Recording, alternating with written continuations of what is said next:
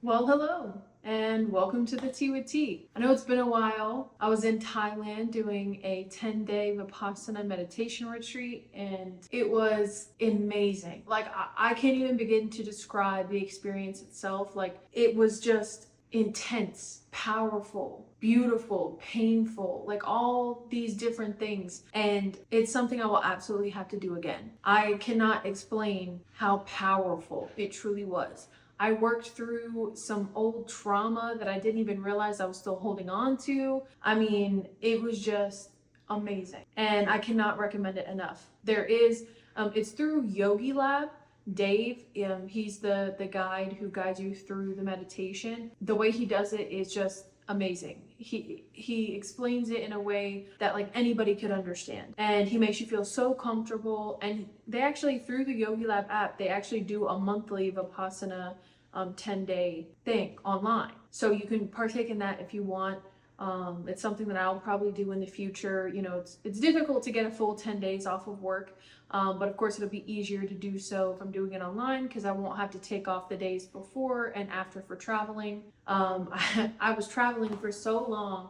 The traveling there wasn't as bad. The way back, I was traveling for 40 hours in total. It was a lot, and I ended up sleeping the entire day after yesterday. So yeah, it was amazing. And at first I was like, I don't know what I'm going to make a podcast about, because who's going to be interested in hearing about just my meditation experience in Thailand? And you know, honestly, if no one's interested in it, then that's cool. But I haven't posted in a while, and I'm just going to make a quick little video about my experience. And I know my last video was about meditation, but now I have reflections on meditation after experiencing this whole new form and technique of meditation. And I believed in meditation wholeheartedly before this. As I, said in my last video, it is extremely helpful in order to be able to connect with yourself and work through things, and even just have a clear mind in order to make better decisions, or even just to have a clearer mind when making decisions. You know, meditation is helpful for a lot of things. And now experiencing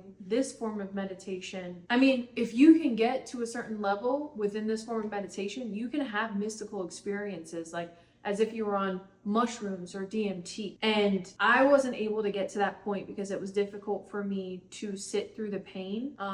Sitting for 8 hours at a time, meditating, you start to have a lot of pain throughout your body, maybe from previous accidents, or just from simply not using certain muscles in your body very often, and then starting to use those muscles. So when you sit and meditate for 8 hours at a time, like we did, hour-and-a-half increments with 10-minute breaks in between. So pretty much we're sitting for 8 hours of meditating, and it was intense. The amount of pain that I experienced, I have never experienced that amount of pain consecutively. I've experienced a lot of pain in my life. I've been through some things, even getting a tooth pulled where the numbing wasn't working, and for some reason the dentist didn't believe me. So she continued to pull it, and the tooth was actually like this long. And she apologized immensely afterwards. She was like, "I'm so sorry. I didn't realize it was that deep." And I was like, "I told you I could feel it." And so I pretty much went through getting my tooth pulled without being numb. That is probably the most intense pain that I've ever felt. I was like levitating off the table. My whole body was covered in sweat. It was like intense pain like I've never experienced before. And I've had other intense pain where I actually tried, what is it called? Wegovy. It's like the Ozempic, but it's actually specifically for weight loss. I did like 2.5 doses of it, and it actually ended up paralyzing my internal organs, like my stomach, my intestines. It paralyzed them. So I wasn't able to really eat. I wasn't able to use the bathroom. It was almost like, at first it just kind of felt constipated, but then it was like my whole abdomen was just like in this knot, and that was intense pain. And I was uncomfortable for like over a week. It was probably like 10 or 12 days where I was experiencing this, and it was awful. But this, sitting and meditating for so long, and challenging yourself not to move, not to adjust, to sit through the pain and not react to it, was a whole different kind of experience. And it really proved to myself how much I'm able to tolerate. And no, I wasn't able to sit through a full 90-minute session without adjusting. There was one session where I almost did, and I actually adjusted right before the session ended. So I'd say I made it maybe 10 minutes before the session ended. did. So probably like 80 minutes, which I was really proud of myself. I was only able to do that one time. The pain was just overwhelming for me most of the time. And this is also what makes me want to do it again. So I can see how much further I'll be able to go that time. And it is something I'll practice on my own at home. You know, obviously I won't have 8 hours a day to just sit here and do meditation and challenge myself to sit through the pain. But it's not just about that.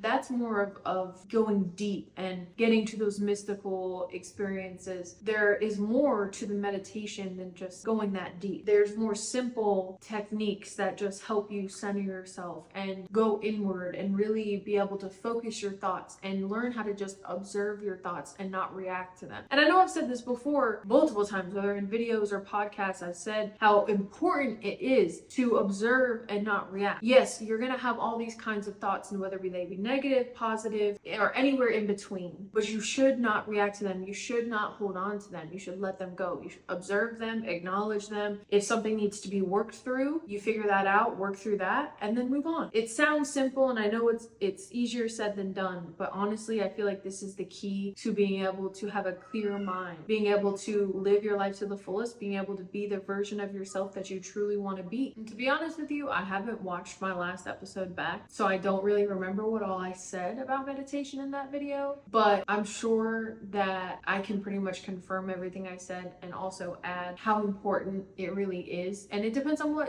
technique works for you. There are so many different techniques out there. That was one of my biggest reasons for going to this retreat, was to learn a new technique that I had never experienced before. It was also an excuse to get out of the country. This is the first time that I've ever left the country. And when I tell you, the Thai people are amazing, I can't even explain to you. And I know I keep saying I can't explain, but I really feel like there are no words to truly describe how welcoming everyone was. And most of my time spent in Thailand was at the temple with the people who organized the whole thing. They're Buddhists. They actively practice meditation and spreading love and kindness and all of that. So of course they're going to be welcoming. But even my interaction with people outside of that is completely different than in America. Like, oh my gosh, as soon as I landed back in the States, even before I landed, once I knew we were above America, like the energy just shifted. And once I landed, the way even the employees were talking to the passengers in the airport was like, just disgusted me. And the way people just let their body hang out and everything, like I say as I have my shoulder out, but I mean, like, I literally saw someone's ass hanging out of their shorts as soon as I got off the plane. And I'm like, only in America. I'm sure it happens in other places as well. It just quickly reminded me that I was